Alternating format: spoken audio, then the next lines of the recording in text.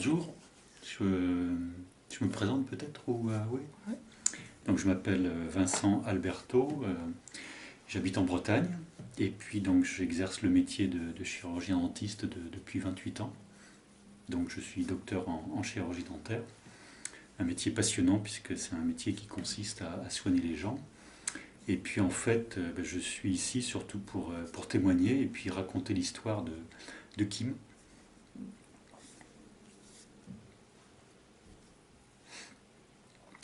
Kim est un garçon. C'est c'est mon fils aîné qui à l'âge de 9 ans, a été diagnostiqué avec un cancer des os, alors qu'on n'avait jamais imaginé que ça puisse arriver, parce qu'on croit toujours que ça n'arrive qu'aux autres, c'est vrai. Et puis du jour au lendemain, on a été confronté à quelqu'un qui s'est invité dans sa vie, et puis dans notre vie, qui est un cancer des os. Donc chez les enfants, c'est un cancer assez violent, et qui malheureusement attaque la structure profonde de l'individu, puisqu'il s'agit des os. Et donc on a découvert un univers que l'on ne connaissait pas, qui est le traitement du cancer des enfants, où il a fallu qu'on fasse des choix, même si on avait affaire à des médecins qui, semble-t-il, avaient des compétences reconnues, avec un réseau d'informations qui nous laissait penser au moment où ça a été diagnostiqué que Kim aurait accès aux meilleurs soins existants à l'époque, c'est-à-dire en l'an 2000. Et puis on est rentré dans un univers où, en ce qui me concerne, j'ai adhéré parce que j'étais issu de ce milieu intellectuel des facultés de médecine, qui est cette médecine qui travaille avec beaucoup de certitude. Et donc, oui, j'ai confié notre enfant à cette médecine dans un premier temps, malgré les réticences de certains de nos proches. Mais bon, on savait que Kim avait besoin de soins, donc Kim a d'abord été traité dans le cadre d'un essai thérapeutique alors qu'on ne le savait pas. Il n'était pas éligible à un essai thérapeutique, donc ça a duré 4 mois.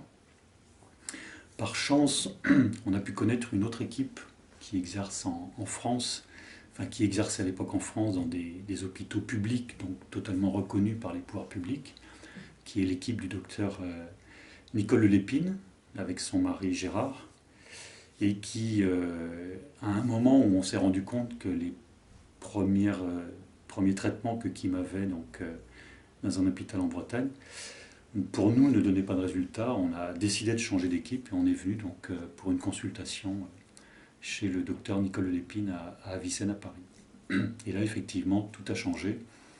On s'est rendu compte qu'il y avait des cancérologues compétents et puis des cancérologues qui croient pratiquer une médecine efficace.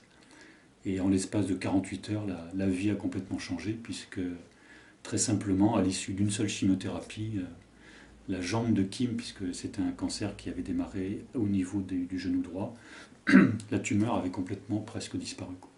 Donc là, on s'est posé beaucoup de questions.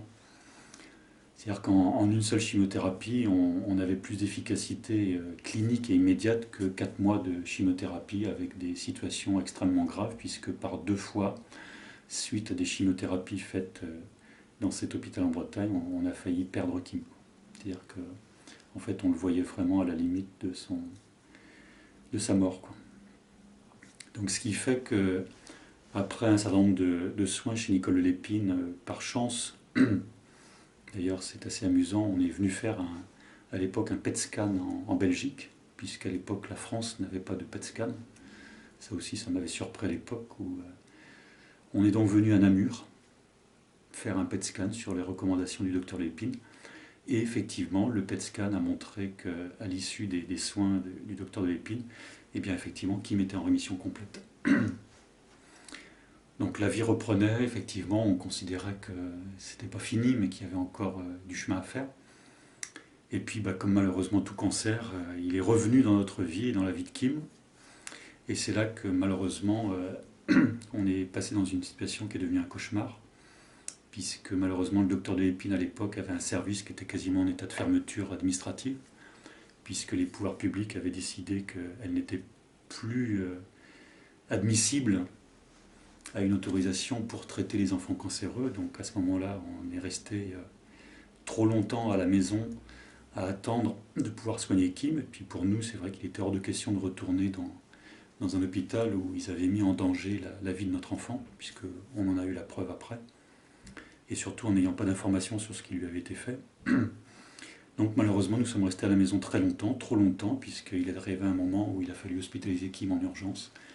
Et là, effectivement, les médecins qui n'étaient pas des cancérologues ont simplement décidé que nous étions des parents qui mettions volontairement la vie de notre enfant en danger, et donc ils ont saisi la justice pour nous poursuivre et pour, d'après eux, permettre à Kim de bénéficier des soins les plus appropriés, alors qu'au moment où on leur demandait, on les suppliait de contacter le docteur de l'Épine, ils étaient incapables de faire les examens indispensables pour poser un diagnostic. Donc, à force d'insister, on a réussi à obtenir des examens, mais malheureusement, le juge avait été saisi. Et le juge, en tant que magistrat et non pas médecin, s'est tenu à des avis médicaux qui n'étaient pas ceux des praticiens qui avaient déjà sauvé Kim, c'est-à-dire les docteurs de l'Épine, a décidé de mettre Kim sous tutelle pour l'amputer de sa jambe, sans chimiothérapie préopératoire.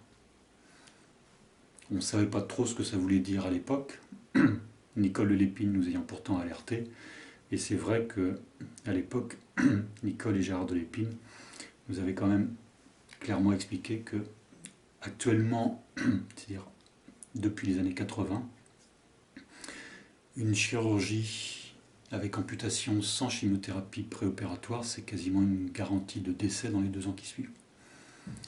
Donc, que ce soit cette médecine ou cette justice, ils ont quasiment condamné Kim.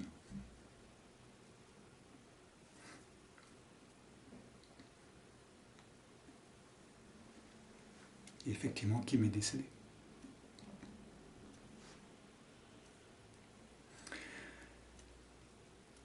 La justice nous ayant poursuivis, nous avons, nous, décidé d'entamer une procédure, puisque nous avions la conviction que certaines choses qui étaient arrivées n'étaient pas normales, et voire illégales.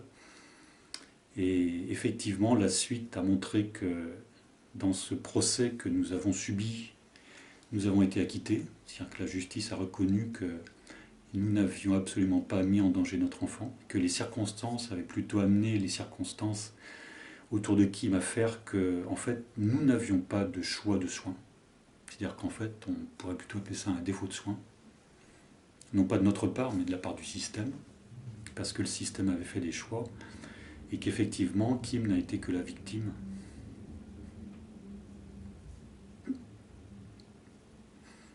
de règlements de compte entre médecins qui avaient tous les pouvoirs et puis qui surtout voulaient montrer que les orientations qui avaient été prises n'allaient aboutir qu'au décès de l'enfant. Et malheureusement, l'histoire d'autres enfants nous a montré que c'est une pratique qui est fréquente et que malheureusement un certain nombre d'enfants ne peuvent pas profiter de soins qui leur permettraient peut-être pas de guérir, mais de vivre un petit peu plus longtemps. Donc, en ce qui nous concerne, nous avons été acquittés. Et en même temps, la procédure de justice que nous avons engagée nous a permis de découvrir un monde qui est le monde judiciaire, qui, au même titre que le monde médical, fonctionne avec des certitudes, et qui malheureusement, dans la relation entre la médecine et la justice, le magistrat n'étant pas médecin, il était obligé, bien entendu, de se référer aux avis médicaux, qui eux-mêmes sont forcément guidés par des choix qui dépassent l'intérêt du patient. Donc finalement, on se rend compte que dans ces cas-là, ni la médecine ni la loi sont au service du malade. Et ça nous a fait beaucoup réfléchir. Parce que c'est vrai qu'on n'avait jamais imaginé que, en allant dans un hôpital, ce n'était pas l'intérêt de l'enfant qui était prioritaire.